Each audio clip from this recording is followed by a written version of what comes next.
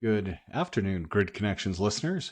We're diving into the big news from last night's election results and what they could mean for the future of automotive and EV charging industries.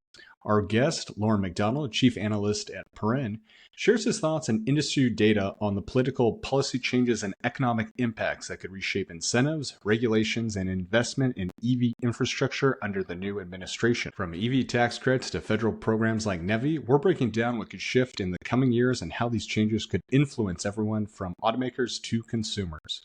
Loren shares his perspective on what companies in the charging space may need to prepare for, as well as the challenges and opportunities that lie ahead. Wherever you fall on the political scale, Loren does share trends and facts that will give everyone listening a lot to be excited for in the realm of electric vehicles and EV charging. Also, please share this episode with someone who'd be interested in electric vehicles and the industry as well. Additionally, please leave us a positive review on our podcast page to support more in-depth conversations like this. With that, enjoy.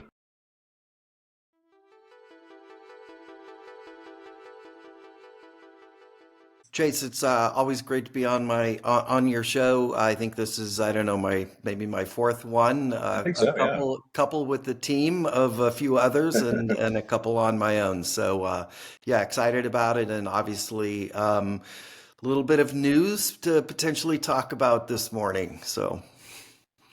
Yeah, I think just in case for anyone that may have missed that podcast or are unfamiliar with Paren or what your team is doing, could just give us kind of a quick overview of that, and then I think we'll get into the updates from there.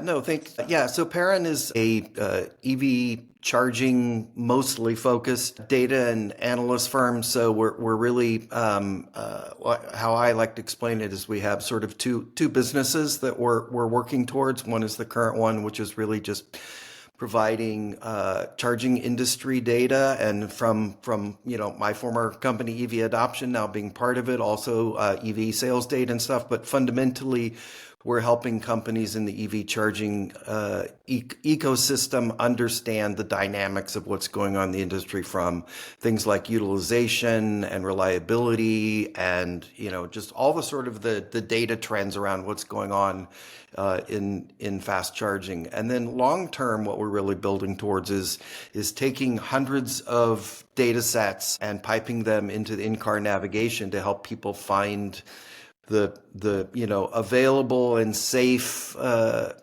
place to charge with the right amenities and pricing and safety and all those types of things. So kind of building towards the long-term big vision while we're basically working with a lot of companies on the sort of just the B2B side of charging data. So it's very exciting. Yeah, I think there's a lot of really cool things that your team is working on, especially just kind of given the maybe sometimes the gaps in data and knowledge base, or kind of transparency, especially as to what is working and what isn't. Yeah, and a lot of the charging data is hard to get at, right? Like a lot of the companies have it for their own business, but they're not necessarily sharing it publicly. So we're able to magically capture a lot of this data and clean it up and aggregate it and make sense of it. And so it's there's a lot of really cool insights that we're starting to see going on with the industry. Well, speaking of the industry, that may be as good of a segue as we get for talking about what happened last night with the presidential election, and even seeing in other races with the Senate. And I actually haven't checked the House. I don't know. It may be showing up. I was up pretty late last night. In all transparency, I kind of had a feeling this was the way it was going to go. But so I'm trying to catch up on some coffee and be up to speed on this. But I think there's definitely been a big change, obviously, politically, and what's in power, or what we will be seeing that coming January, especially. And so I'm definitely curious on your thoughts about this, Loren, and what maybe are some of the takeaways or expectations, or maybe even some of the wild, unexpected things you're thinking will happen with this outcome. Yeah. So, obviously it's early, and there are a lot of theories about what will happen. kind of to the EV and EV charging ecosystem over the next 4 years under a Trump administration. But why don't we tackle sort of a couple of them one by one? I think Yeah. the first one that is that sort of, whether it's the top of the list or not, is something that a lot of people are curious about, wondering about, which is like the EV tax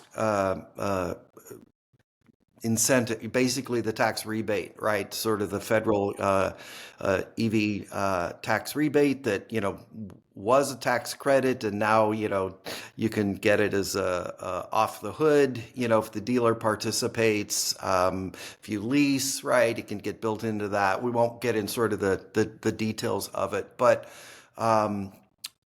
that's probably the quickest, easiest thing potentially for Trump to like just end, right? Yeah.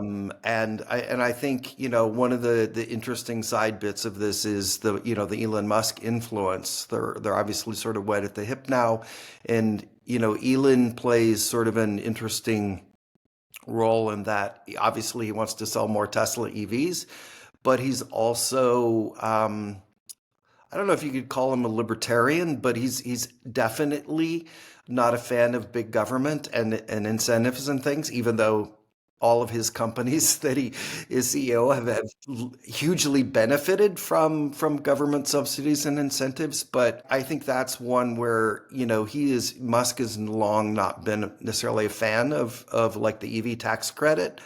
Again, even though it's made his cars more affordable. So, off the top, I'd say, probably the things that is at most risk is that EV tax credit. And, I've been pretty vocal about the tax credit for the last 7 years.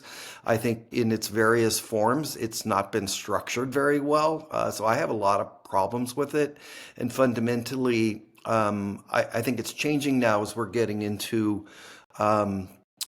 sort of, kind of like more mainstream consumers, right? But I think for the first several years, it was really a discount for middle to upper income people who were going to buy the EV anyway, right?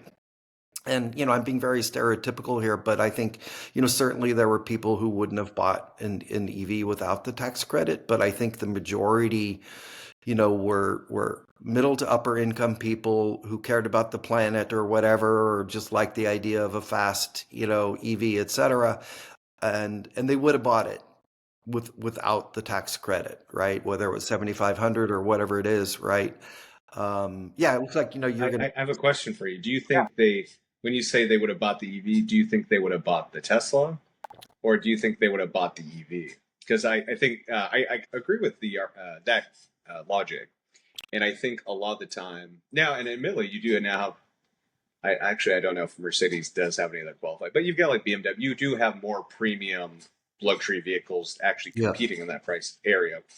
But yeah, I do agree with you that for a long time it was kind of more premium to luxury vehicles, and it was kind of it wasn't necessarily always like the thing that pushed people over, but it was a really nice to have.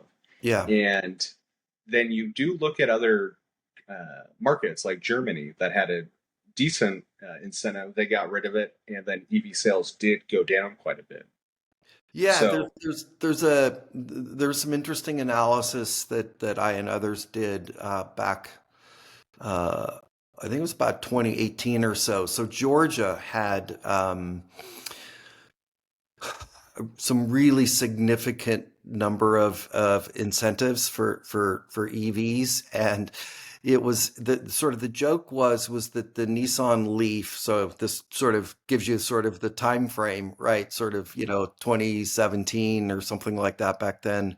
The Nissan Leaf was basically free. Right? Like I at the time I worked for a company headquartered in like there were like 20 employees at the companies that bought Nissan Leafs used as a commuter car, because basically the combination of all the different incentives, people would say it basically made it free, right? When they took those away, EV sales in Georgia tanked, right? So that was an example, but I always sort of argued that was sort of, the perfect storm of multiple different things. The Leaf cost itself and just all those sort of different things pulled together. But I think more importantly, I think Chase, where you and I were headed with this is that as we're heading into sort of more mainstream consumers, so people that are not making $250,000 a year, and who don't want to buy $100,000 electric Mercedes or whatever, but might be interested in a 35 to 40,000 Chevy Equinox, right? Or the upcoming Kia EV3, or things like that. Some of the more kind of affordable sort of middle America cars, Yes. right? Like More kind of entry, right? Chevy Blazer, Chevy Equinox, some of the cars like that. For them, right, like the loss of a $7,500 tax credit might mean the difference between I'm going with the hybrid, right, Yeah, or that's fair. or whatever, right? So I think it,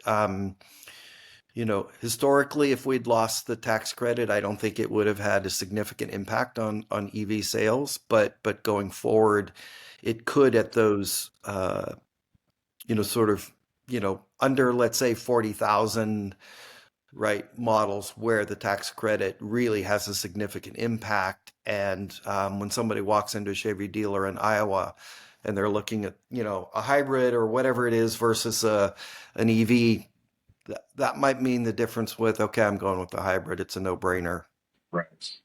I'm kind of curious. Do you think, and this I have to admit is kind of a stretch, on the campaign trail, I know JD Vance had said this, and I think even Trump mentioned it once or twice, that they had an interest in even applying a tax credit to diesel vehicles, but the focus was it being made in America.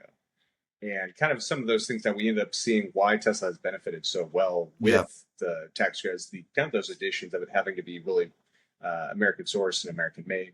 Do you think that there's any chance of us seeing that, like there being a tax credit? Maybe it is even open up more to hybrids and stuff, but it's more contingent on it being a fully American made or very North American based vehicle with American labor, Yeah, I mean, I or think that just too would, early to tell. yeah, Yeah, no, I think,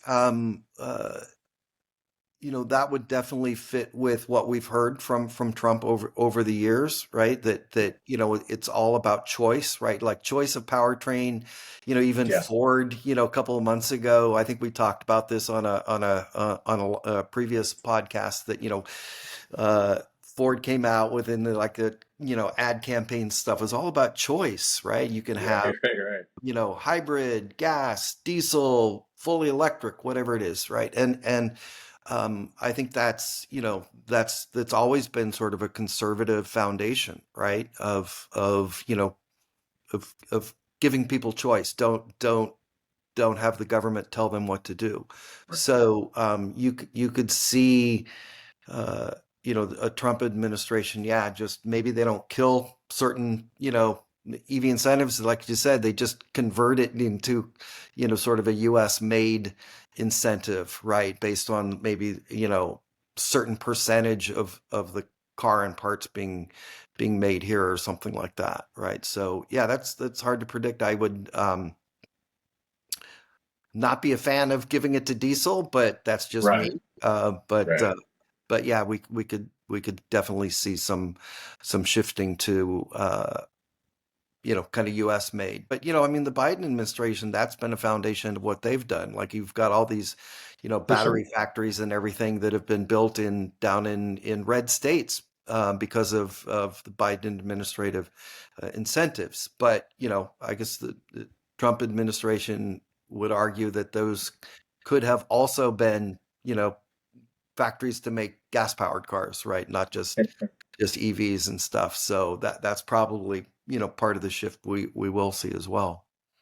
I think I'll be interested to see if there are tax credits that remain. Will they be consumer facing ones or will they be manufacturing? Because so much of that, the IRA investment and tax credit is actually around the manufacturing of batteries and this stuff, that indirectly consumers will see through ideally the price of the car coming down. but that's dependent on a lot of things.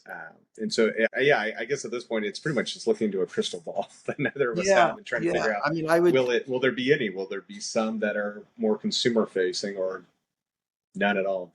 Yeah, I mean, if I had to guess, and it's just a guess that, partially with the influence of Elon Musk, they might be geared more towards consumers as opposed to Yeah. giving money to his competitors, the other automakers, right? So let's give it to the consumers to sort of make the choice of how to spend that instead of, to GM or Ford or Stellantis or whomever, or, Honda to go build a new factory and stuff. Okay. But, I'm not good at predicting uh, things when it comes to politics. So, but I think Totally.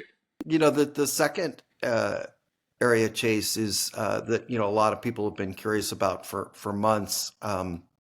Is what happens to the sort of the federal EV charging incentive programs like NEVI and CFI and things like that. And again, I'm not. Uh, uh, I haven't worked in the Beltway in DC area for years and stuff, but everybody I've talked to who is an expert tells me that the way that like the NEVI program was designed and structured is it can't be overturned.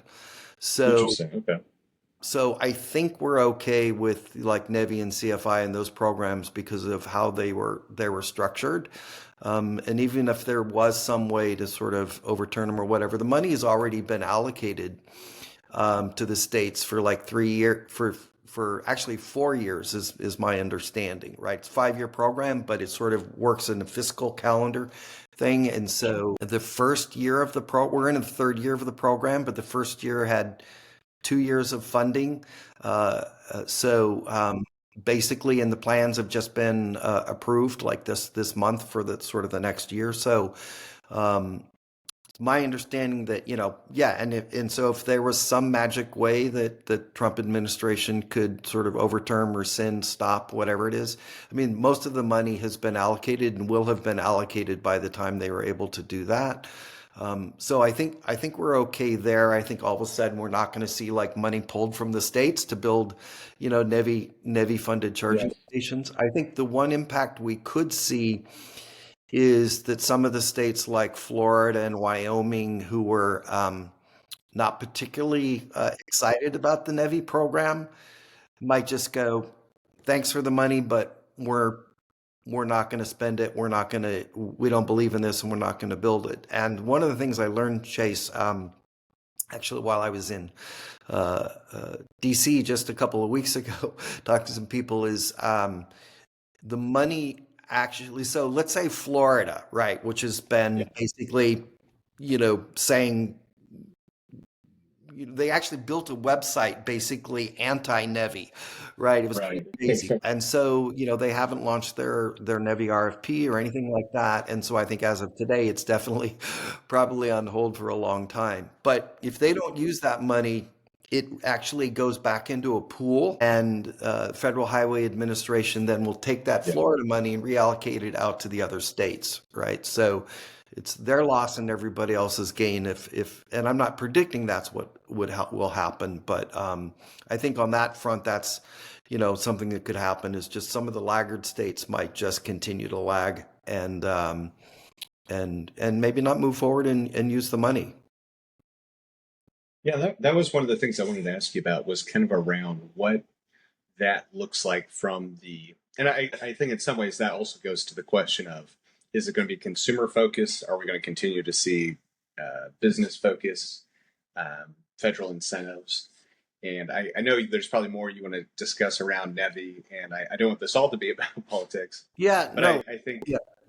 one final question I have is in this regard is what do you think and is going on in the legacy domestic automakers this morning when they see and hear this news?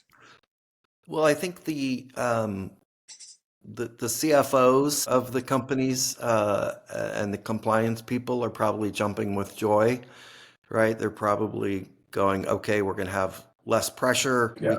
We can focus much more on profitability of our sort of existing powertrains. Because I think that The one thing that we haven't got to is I think one of the sort of the clearest impacts is probably going to be slowdown and lessening and lightening of sort of emissions requirements.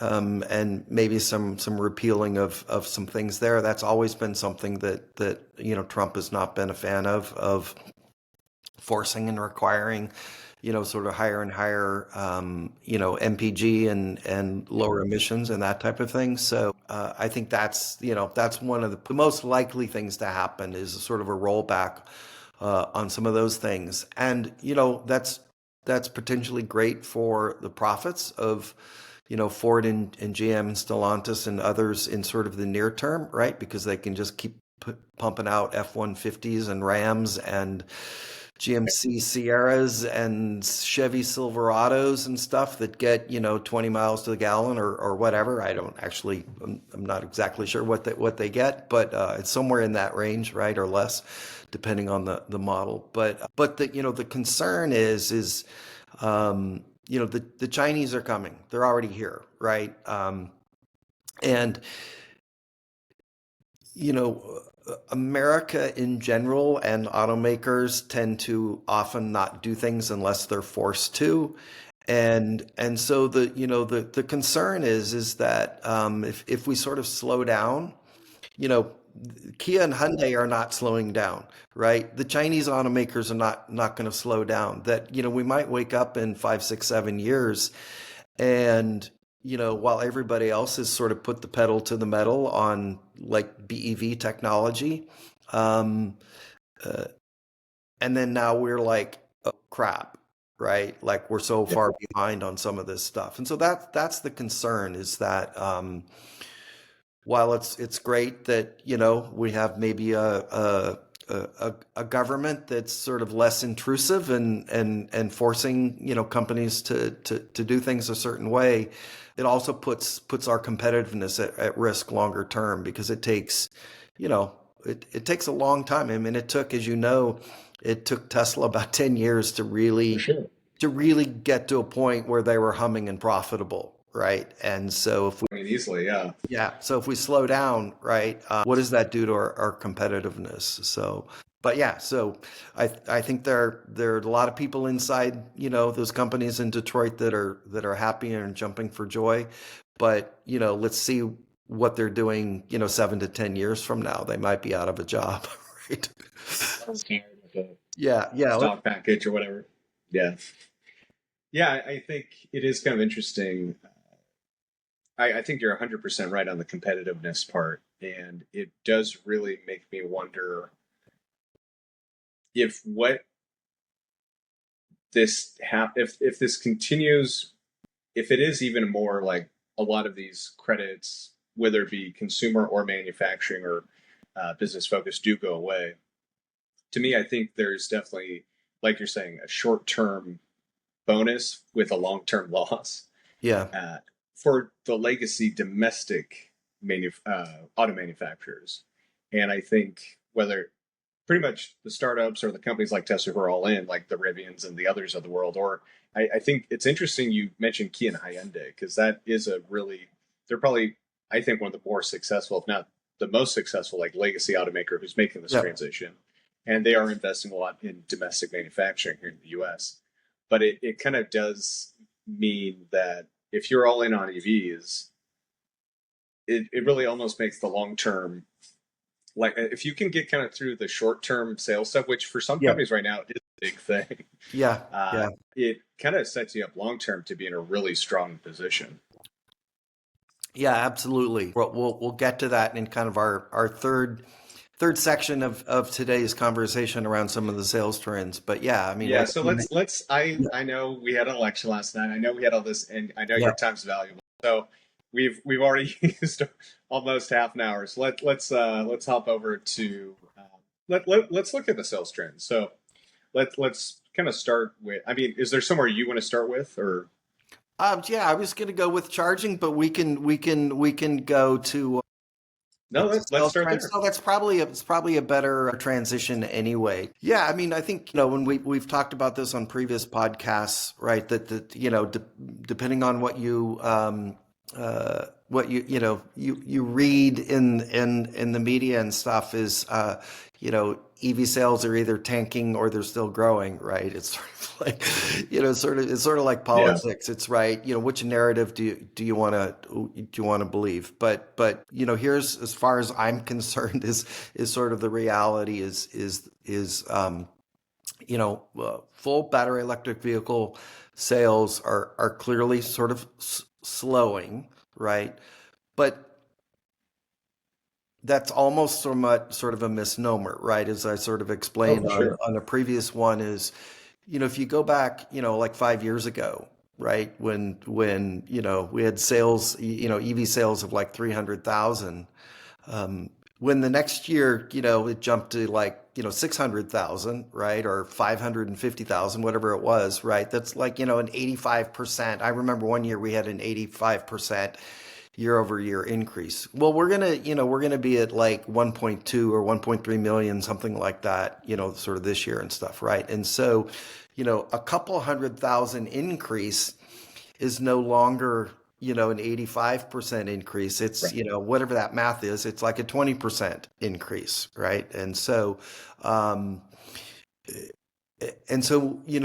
I think one thing to look at is just sort of more volume growth. Like, how are we doing sort of on like sort of the volume numbers, and less on sort of the percentage increase, because the percentage increase is just naturally, even in a good year of growth, just the way math works, right? It's just that those numbers are not going to be as big. I mean, the analogy I always use is, like smartphone sales or iPhone sales, right? The first few years, right? You'd go from, 5 million to 50 million or whatever in a couple of years, right? And it's like, well, now, Apple's sales, They're only worth a couple of trillion. Why would you still be yeah, interested in yeah. them as But I a mean, company, yeah, I right? mean, when they're like, yeah, whatever they are, 50 million a year or something. I have no idea what it is right now, but yeah, it's like if they grow 1 million year over year, it's like, it's nothing, right?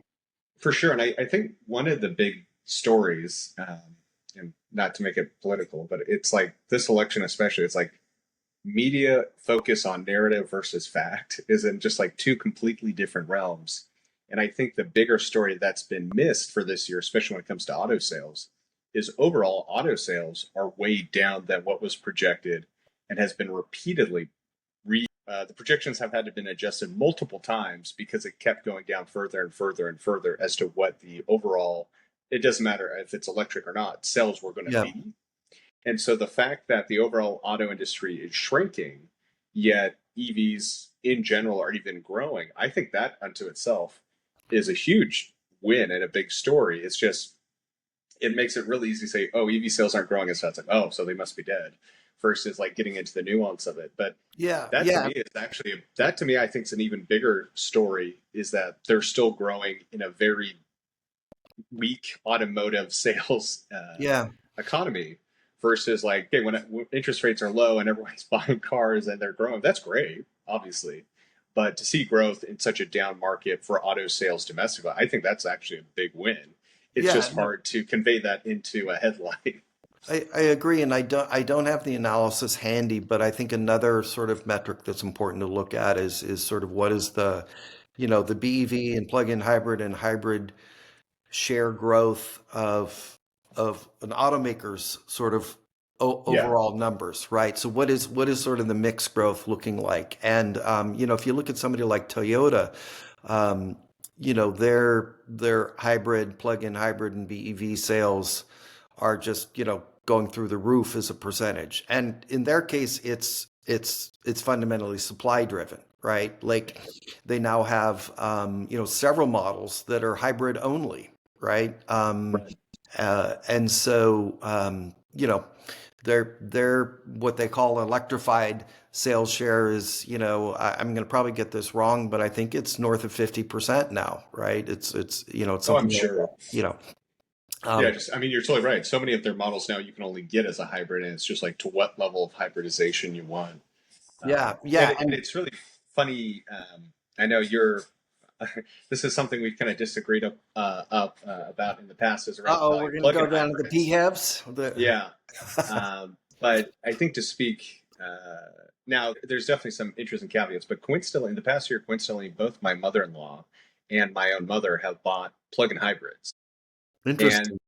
And what's funny is both of them had other cars available to them that are fully electric.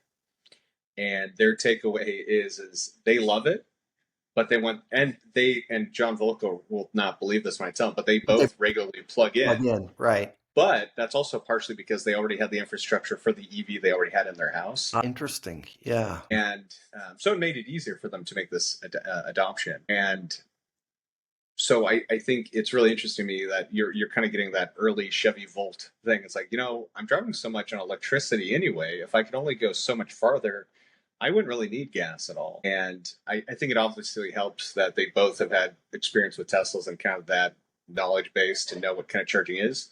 But I think it is really, that to me is like such a big thing, is if you're going to go PHEV, they have to have the EV charger installed. And then once they've had that experience, which is a huge hurdle, and especially like in a dealership realm, I mean, one of the cars they bought was a Volvo. And so I think they probably have better EV kind of knowledge and education around that.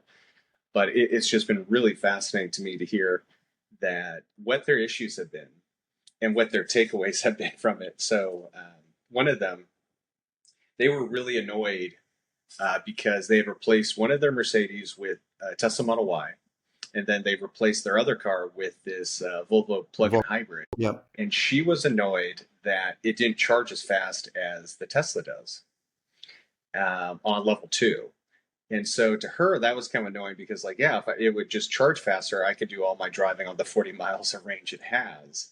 But there's been a couple times where it needs to kick in. And so obviously these are kind of these little interesting standpoints from people who are aware of electric vehicles, who have access to electric vehicles, but we're not fully confident in going to the range anxiety and that experience of it. And then once you've had it, you're kind of like, okay, I get this. I can do this. And it's interesting to me that I think I agree with you that PHEVs are a good starting point, but it just seems like so much an experience. And maybe this is what it has to be anyway, is kind of this Band-Aid or process where it's just like, oh, I could have gone electric.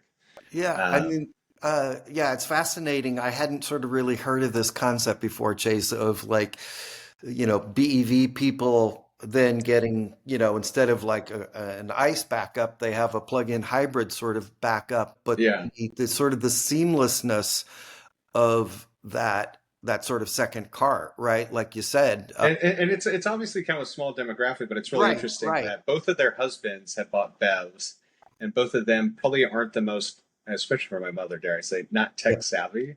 Right. So there's like kind of an apprehension, and they're both really comfortable with the brands that they bought plug-in hybrids from. Yeah. Also, not very cost effective if you just with the brands they went with, but they're very nice cars. And so it has been really. This is obviously a small subset of a small subset, but it's just been really fascinating to hear their take. Anecdotes are always fun and educational. They may or may not translate to the broader market, but that I'm sort of fascinating. But let's stick with plug-in hybrids for a minute, because I'm looking at a chart here I created around trends in California over since 2020, and then the 3 quarters this year. And basically, BEV sales sort of exploded over the, from 2020, to 2023. They went from 5.8% to 21.5% sales share in California. Right, this is pretty significant, right? More than 1 out of 5 cars purchased in California last year were full BEVs, right? But year to date, we're at 22.2%, although we were up to 23.7% in Q3. But the point being is that, BEV sales in California are still growing, but, we're growing at sort of a slower rate. And again, right, like out here where I live in the East Bay, like, everybody drives a Tesla Model Y, right? Like they're sort of rampant. So it's like the number of, and we're already past early adopters and into mainstream. And so that's sort of our challenge, which we'll get to more in a minute. But The interesting thing is, hybrid sales are now sort of growing really pretty significantly, but plug-in hybrid sales have basically been flat. For the last sort of year and a half. They're basically, they were 3.4% sales share through the end of 2023. Year to date, they're 3.4%, right? So while the other two powertrains are growing, plug-in hybrids are flat. And, we could spend an hour just on why that is, but I think one thing, Chase, that I think to me is kind of fascinating is you think about sort of the consumer buying process and choice. So, if I walk into a Best Buy and I'm interested in computing technology, maybe I look at desktop, laptop, and a tablet, right? And each of them has their role and benefits and stuff, and based on my needs and price points and things like that, and the ability of the salesperson to push me in one direction or another, right? I might, helps determine which of those sort of three platforms I go with. And while not a perfect analogy, I think we've reached this point with powertrains, right, where you've got ICE, hybrid, plug-in hybrid, and BEV. And what's happening now, and I think, going back to our first topic with Trump, I think the big winners are going to be hybrids, right? I think what's happening now is when a consumer goes into a dealer and there's these multiple powertrains with kind of significant and compelling BEV options, and now growing number of hybrid options, right? Like the Honda Accord hybrid is now more than 50% in the U.S. of Accord sales. That's crazy, right? We think about like Toyota being sort of the hybrid leader, but we're starting to see, some of the other automakers do really well as well. One of the things with plug-in hybrids is just sort of the competitive positioning now. When consumer walks into a dealer, right? So many automakers now have multiple powertrains for a lot of their different models, right? So everything from ICE to hybrid to plug-in hybrid to full BEV. I think one of the things is, as a lot of the BEV models have gotten more compelling and stuff, that consumers are now looking at sort of the advantages of a BEV, but the cost, the extra cost and things like that, and I'm not comfortable with charging and stuff. And then they're going, but I can get a hybrid that has 35 miles of MPG versus the ICE version, which is 22, and it's only like $1,500 more. And then there's the plug-in hybrid in the middle, which is, $10,000 more, right? Yeah, and it's like, pretty big I've step got to up plug it usually. in and, all this kind of stuff. Well, and I think that was my big takeaway too, is like, and it totally makes sense. And I don't think people enough talk about it. It's like, of course you're not going to plug in a plug-in hybrid if you don't have the charging at home. Yeah, And I yeah, think it like going full BEV is enough of a forcing function to do that. And it's a whole, and it requires a lot of work, a lot of research, and yeah, a lot of yeah. different parties to be working together. But But like seeing with my mom and mother-in-law, just like, yeah, they have it because they have access to it. Like, who would go through all of that without having it? I don't know. I yeah, think it's yeah. then a very small portion, unless they can charge at work or something. Yeah, yeah. And I guess my point really is, just to sum it up and then can move on, is that I think, there's a lot more hybrids coming out, and they're much more compelling, and they're much more cost competitive. They're only, oftentimes $1,500, $2,000 more than the ICE version. And, my point is that for several years in a lot of these brands and models, the choice may have been BEV or plug-in hybrid, or ICE, right? But now with so many hybrids, coming to market, that the choice is, if it's ICE hybrid, plug-in hybrid, and BEV, it's like the plug-in hybrids are sort of getting lost in the mix, right? Because I of was going to say, do you think that this is really just another disadvantage for kind of like the traditional automotive legacy? Because it's like you have to sell so many and educate so much, and then you don't have the dealership control. That it does. I don't want to say it's a death spiral, but it just seems like it creates more and more problems. And I get why they do it and what the advantage to it is, but it just seems like the dealership and like that in consumer experience has been such a big uphill battle for BEVs. And now throwing in hybrids, plug-in hybrids, having these manufacturers have to build so many different ranges of the same thing. Yeah. It just seems like there's so many financial and educational and experience hurdles. Yeah, and I think what we're finding, and then then we can move on, is that to your point, right? For a lot of people, they're not necessarily, as John Volcker always says, which I don't necessarily 100% agree with, says nobody walks into a dealership saying, I want a car with like 2 powertrains kind of thing, right? But I think there are a lot of people that understand plug-in hybrids and want them and love them, like your mother and mother-in-law. Yeah. But I think what we're finding is that for a lot of people, the simple choice now is just get a regular hybrid, right? And so that, so we're sort of kind of going down these paths of which ultimately is good for the planet, right? Is because I'm a big fan of hybrids, right? Because I'd much rather have somebody driving a car getting 35 miles to the gallon than 20 miles to the gallon, right? So it's a step in the right direction. Yeah. So and it's going to take a long time.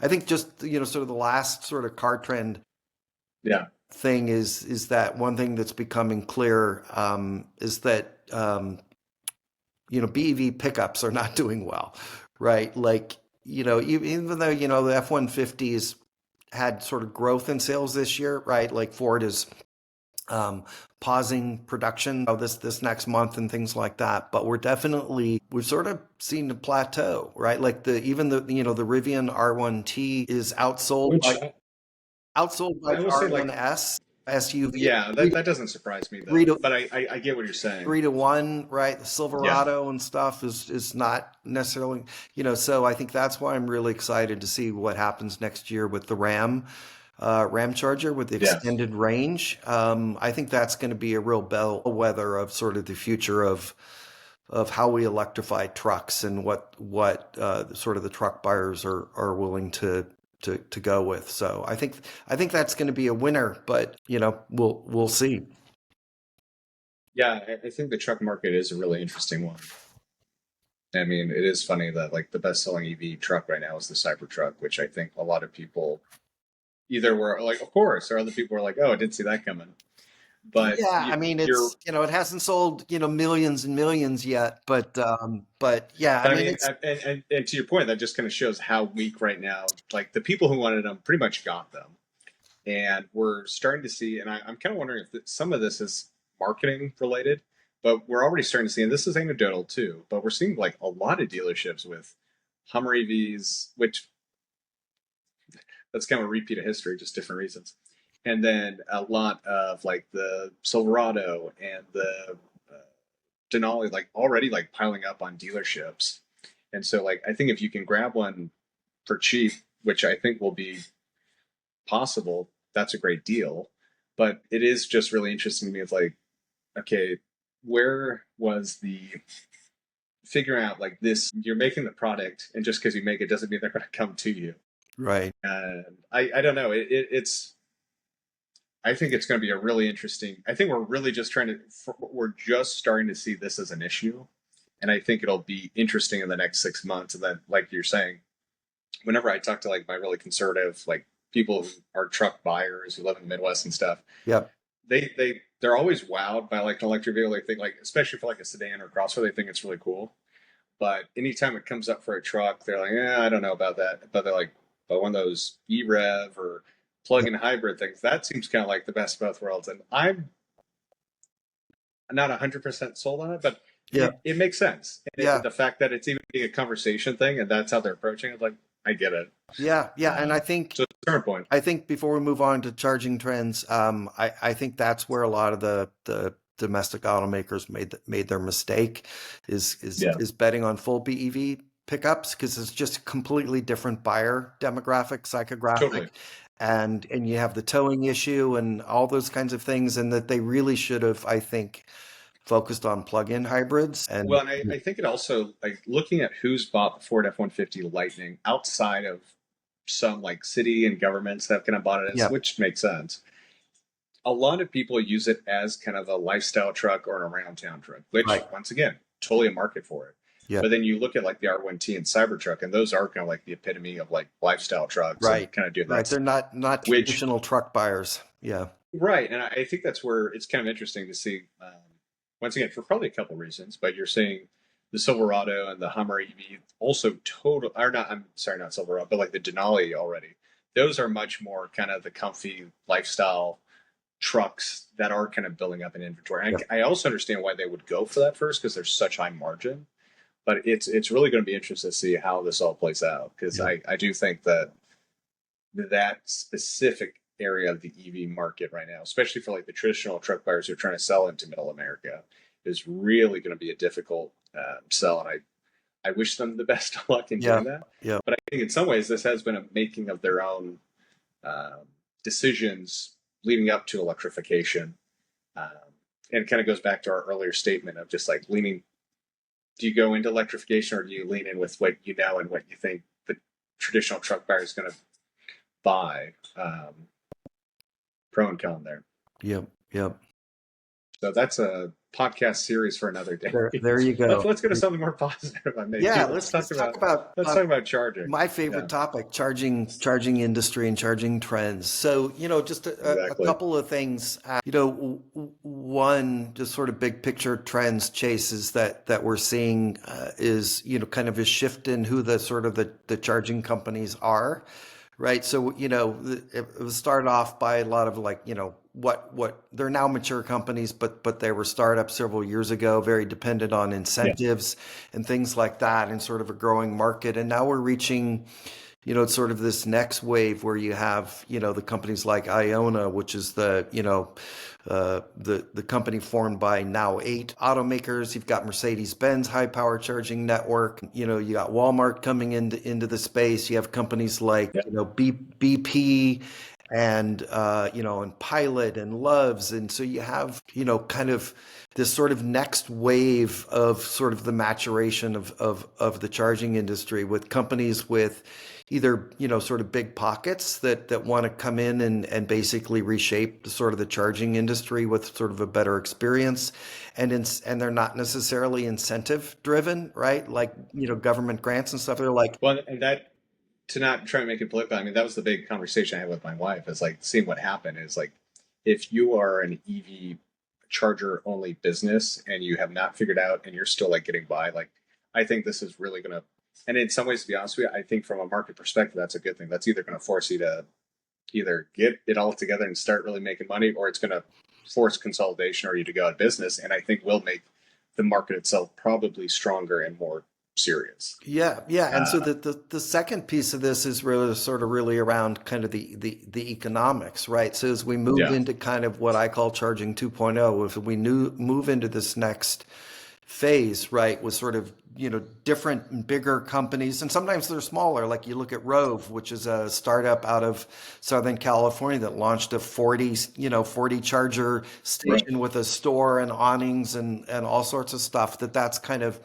the next piece of this is that the charging stations are getting, sort of bigger and bigger, 20, 40 chargers, et cetera, and with, canopies and stores and food service and things like that, right?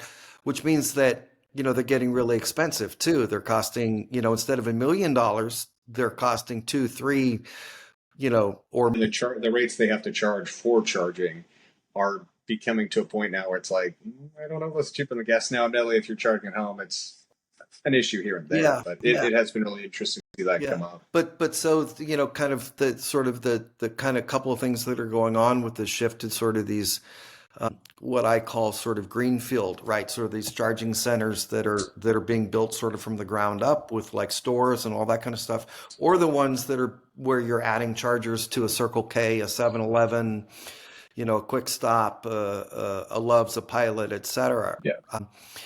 It's moving into kind of more of the old, supermarket or gas station model, right? Where, sort of the volume might be the charging business, right? But where you make your margins is on the food and stuff inside, right? And so, not all charging stations are going to be that way, right? We're going to have thousands of legacy stations that are in a back corner lot of some parking lot, right? Almost most of the new ones sort of being built, right, are these sort of from ground up with amenities or what I call sort of additive stuff.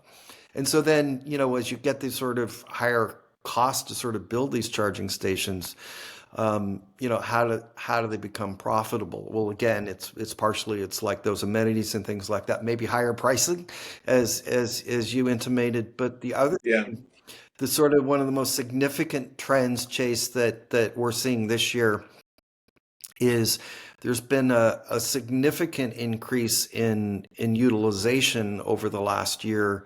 And one of the things that's driving that in particularly a lot of sort of the major urban markets and stuff is rideshare drivers. So one of the most eye-popping, and I wrote an article about this a couple months ago, one of the most eye-popping stats that I saw in EVgo's Q2 earnings presentation was that 25% of their throughput in Q2 was from rideshare drivers. And, meaning 25% of the energy dispensed went to rideshare drivers. And you think about that and most people, unless they live in an apartment and have to like depend on, public fast chargers, most people might only use fast charging a couple times a year when they go on road trips and things like that. Rideshare drivers might go to a fast charger 2 or 3 times a day, Easily. 6 days a week, right?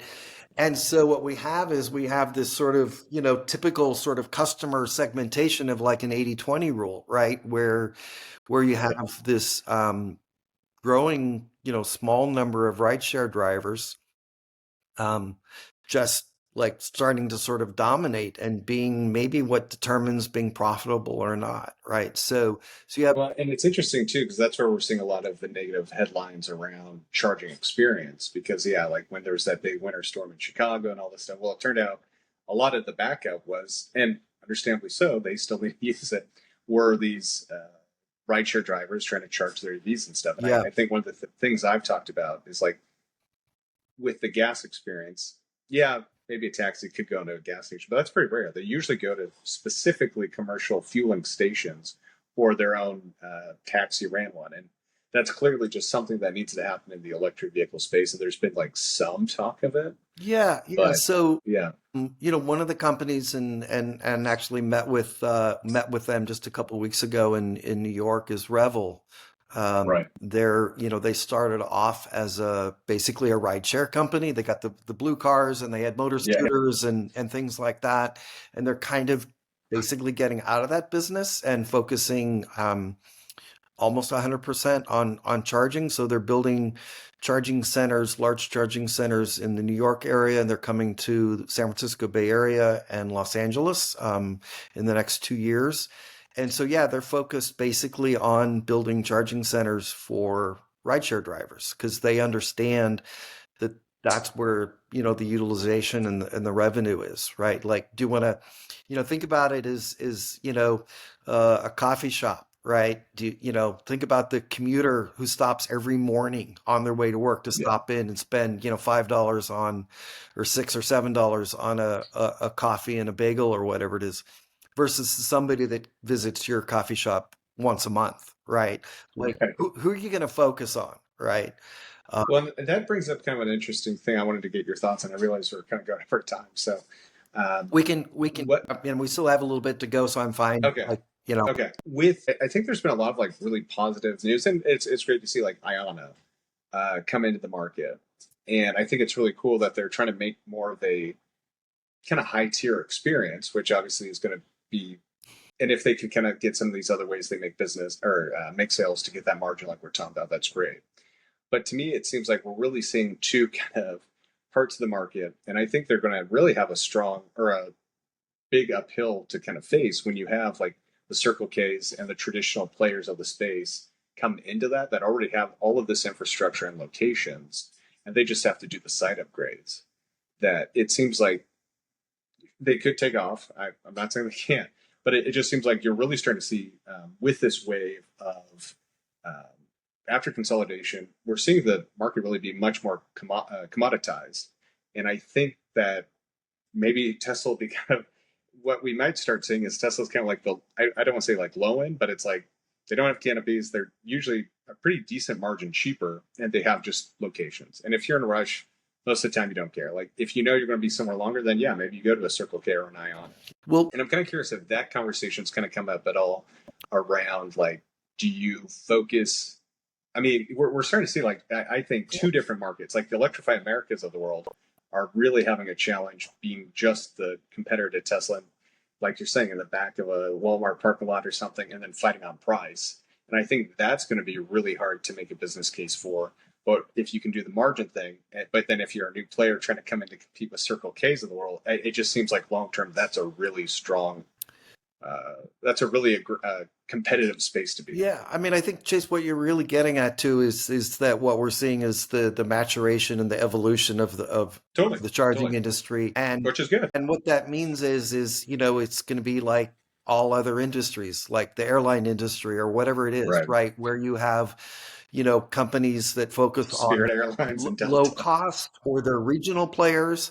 And then you have like bigger companies that are going to focus on, better experience and stuff with loyalty programs, et cetera. And you're going to be willing to pay for that because you're going to get a better experience. You're going to get points, things like that. Speaking of Tesla, though, Bill Farrow, my data partner in crime here at Paren, who I know you had on recently as well, just gave me some hot off the press data this morning, which is really kind of fascinating that Tesla quietly now is not only the largest fast charging network in the US, it is now the largest fast charging network open to non-Tesla drivers.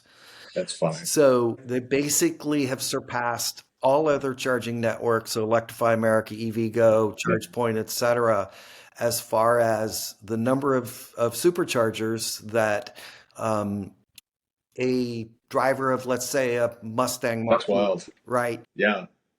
Can charge at either using the Magic Dock, right, which is that built-in which aren't that common now. Like since all these NACS announcements, it really does seem to be. There have been a few going, but like. Yeah, there's quite a few. We've got numbers on that. Or you can use an adapter, right? So basically about 63% of Tesla's supercharger stalls, if you will, are now open to non-Tesla drivers, right? So it's like miles above everybody else. And that's sort of like the untold story. The other thing, Chase, just kind of using some of our data is one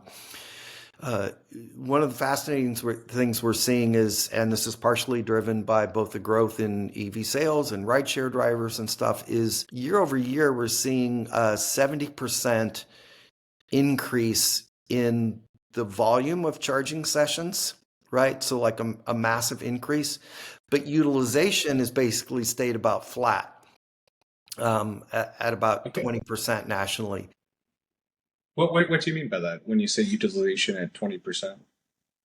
So utilization is so if you look at the 24-hour period and you look at the number of minutes of charging sessions, and you divide that by the 24 hours, you get utilization rate. So 20% utilization is 1/5. So whatever that is, that's like, what is that? 5.5 hours or something like that. Yeah. Right. So that means that, a charger is busy 5.5 out of 24 hours. So that's what that. Now, is that per station or is that per station? I'm doing that per charger. Per charger. Okay. Yeah. Wow.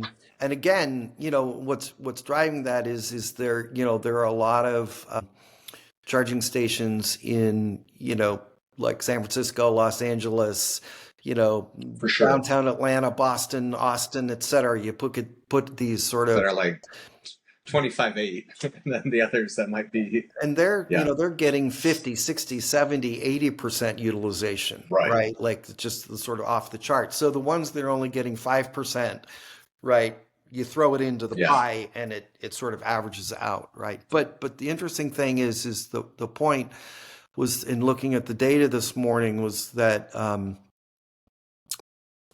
while the charging sessions are growing, utilization it is at many of these is sort of relatively flat, and it's because we're building a lot of new charging stations in these bigger ones, right? So the capacity is growing, right? So a lot more charging, but we're actually the point is that people are concerned: are we building enough fast chargers to keep up with the EV sales? And our data has looked like it's showing yes, it is. We're building so many that it actually can easily handle the increase in charging sessions, but it's sort of slowing the overall utilization numbers. Sort of like it's sort of spreading it out, right? But And I'm sorry, was that for charging in general or just Teslas? no, that was actually for not including Tesla. So that's non Tesla. Yeah. So Gotcha. that's sort Okay, of fascinating. non Tesla. Just yeah. Everybody else basically. Wow. But yeah. But again, there's sort of these. It's sort of the nuance in the data, right? But if you look at like I said, if you look at sort of same store sales, right, the utilization is growing. In fact, we did some fascinating analysis around the Labor Day period, and year over year comparing this Labor Day sort of period, right, of like Thursday to Monday kind of thing. Session growth was up about 30 to 35%. So, basically about a third more sessions. And utilization increased from about 15% to about 17.5% on Oh, average, wow. again at non-Tesla. Yeah. Again, and so the utilization increase was about half the session volume increase, if that makes sense, right? But yeah, so the capacity is keeping up with charging demand. So we're doing pretty well. A lot of these stations, as we've discussed, are getting bigger and bigger. Like the days of 100 Right. kilowatt chargers in the back of a parking lot. That's going to Hopefully we're past continue. those. Yeah. That's going to continue a bit. But where do people want to charge? Right? They want to get off at the exit where there's Right. an Electrify America, a Tesla, an EVgo, a Francis, and a EV range, like whatever, right? Where there's like sort of the gas station, right? When we're driving down that highway and you see, all those Just want to get on and get signs and all off. the Yeah. logos on the sign, you're like, okay, I've got choice. Oh, and there's also a Burger King, a Taco Bell, a Chipotle, a blah blah blah, right? And so that's really what's happening is these are sort of becoming magnets, and that's going to help sort of drive where people want to stop, and especially they're attracted to larger charging centers, right? If you know a charging center has 12 or 20 or 40 chargers versus one that has 4, you're like, okay, if a couple of them don't work and it's really busy, like I'm either not going to have to wait or, I'll only have to wait a couple of minutes, right? Because somebody's always going to be leaving, right? And so I think consumers are really waking up to that, as well as the charging hardware companies, that while it costs more, right, utilization can often be much higher when you actually have more chargers. Well, I think that brings up another question that's been brought up is I think this past year, maybe in 2 years, people have talked about, range anxiety isn't so much the thing anymore. It's charger anxiety. So hearing this utilization is great.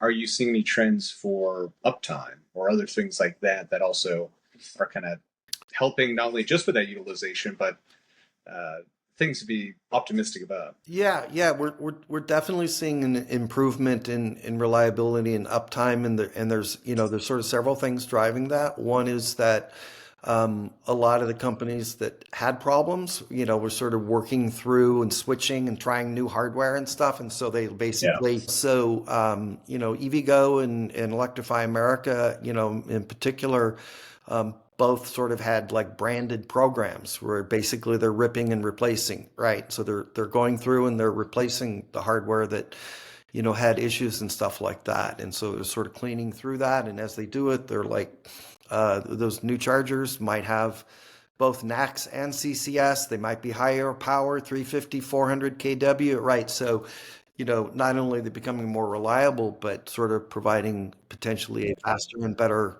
customer experience and stuff. And we're obviously seeing, as you kind of referenced, that we're seeing a shakeout in the industry, and we're seeing new entrants into the market, like from Europe, like Kempower and Alpatronic are coming in, and with great brands and reputation. And we're seeing, companies actually valuing, meaning that sort of the charging networks and stuff, valuing warranties and higher quality, and seeing a lot of these fuel tech companies that worked with like the gas stations and stuff, like get into this space. And, we're starting to track, like when a charger goes down, how long does it take before it's sort of back online, right? And so we're definitely seeing, and we'll have some really cool data around that pretty soon. But yeah, we're definitely seeing improvement in that, because that's been the black eye in the industry. And so there's a lot of companies getting into the space and using AI and everything like that to sort of predict when a charger might go down, but then track it in real time, and then get somebody out there in a truck and to fix it, not in like a week or 2 weeks, but in like... Right. No, we're definitely seeing a much more proactive versus reactive with the addition of like a very effective and functional like software layer to kind of get much more of this versus the hardware's out there. So, competition and brand and just and growing utilization is like, okay, it used to be we're just happy to have a charger, and now it's like, no, it's got to be. It needs to be reliable. It needs to be reliable. It's no longer a science experiment. People need this to travel and a good experience. So, with that, on a positive note, this has been great. Yeah, thank you so much, Loren. I realize we've gone over time, and we could easily keep talking about some of these subjects. And I think it's been so great with you joining the Paren team and what you guys are working on. And we're going to have you actually back on and count the panel thing, I know, in a couple of weeks anyway. But for anyone that's listening and want to kind of learn more, and especially just stay up to date with kind of the blog posts, all the data you guys are releasing about this, what's the best way for people to connect with you and the company? Yeah, you can go to paren.app, so PAREN.app, APP. Yeah, so we don't have a .com domain, we've got a .app domain, but you can go there, and we've got a lot of cool stuff. We're just really, we're a startup, we're just building this up, but we've got a blog, and we're going to be building out a bunch of resources with some really cool charging data. So stay tuned for that. Loren, thank you so much. Always a pleasure. Yeah. And I'm sure we'll have so much more to talk about again the next time we talk. So with that, have a great day. All right. Take care, everyone.